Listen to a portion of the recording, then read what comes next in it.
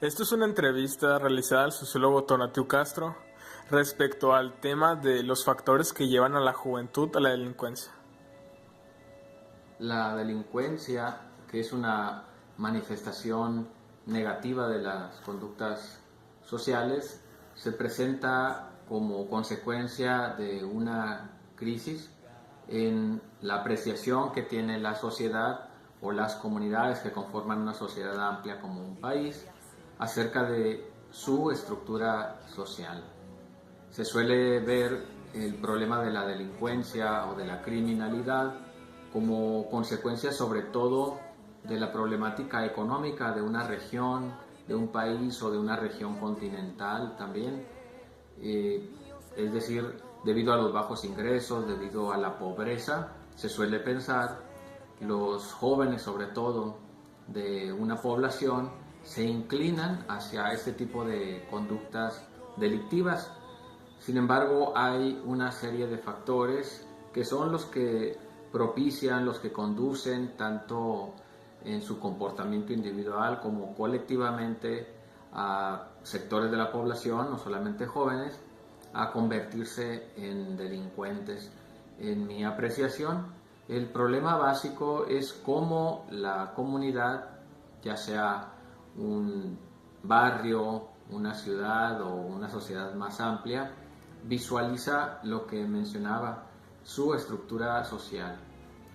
Para esto tenemos que aclarar o definir qué es la estructura social. Se suele pensar, así como se le da un predominio a lo económico para explicar los problemas sociales, también se suele pensar que la labor del gobierno, cuando es deficiente, propicia este tipo de situaciones. Pero en realidad no solamente el gobierno es el elemento que conforma la estructura social. La estructura social en realidad está conformada, claro, desde el punto de vista de la sociología o de las ciencias sociales. La estructura social está conformada por aquellas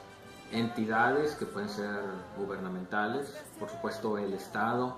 pero también otras entidades u organizaciones sociales que son las que definen el orden.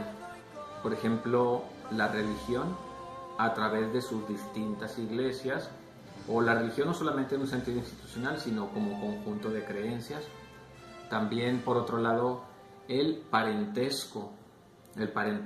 que no tiene una organización visible, no hay, por ejemplo,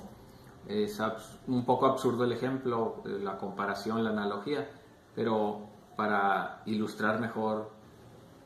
podemos pensarlo así. No existe una oficina del parentesco, es decir, que nos diga quiénes son nuestros padres, nuestros tíos, abuelos, la descendencia no está definida por una oficina, sino que esto se va dando de forma natural y cultural, por supuesto, en las comunidades más pequeñas. Así van creándose lazos familiares que no son solamente los consanguíneos, es decir,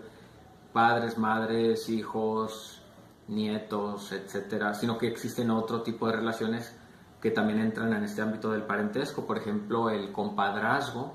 que se relaciona incluso con un elemento que ya mencioné, que es el religioso. Entonces el compadrazgo va creando también parte de esta red que es el parentesco, y no se trata solamente de relaciones consanguíneas, se trata también de relaciones socioeducativas. A través de la familia, los miembros de una comunidad van aprendiendo acerca de sus obligaciones y de sus derechos. No solamente el Estado, a través de sus leyes o de su marco normativo, indican a las personas cuáles son sus obligaciones y sus derechos, sino que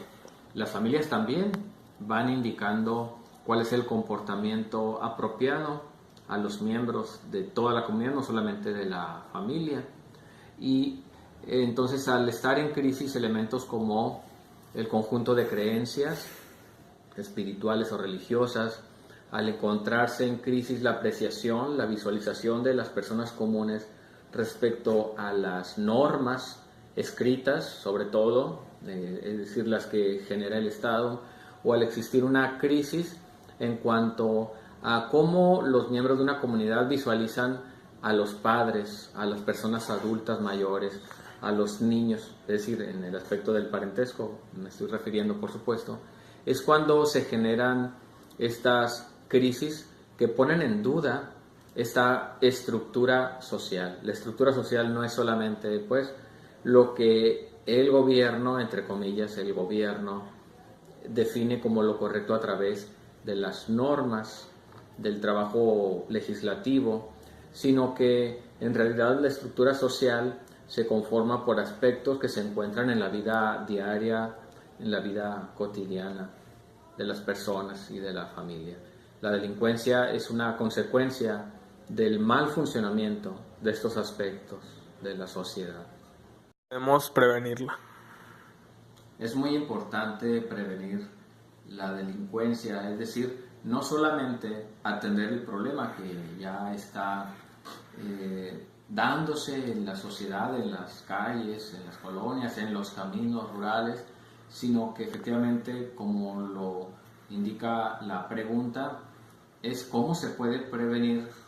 es decir, yéndonos a un tiempo anterior a la manifestación. La manera idónea de prevenir la delincuencia es trabajar en esos aspectos débiles de la sociedad. En el aspecto económico hay que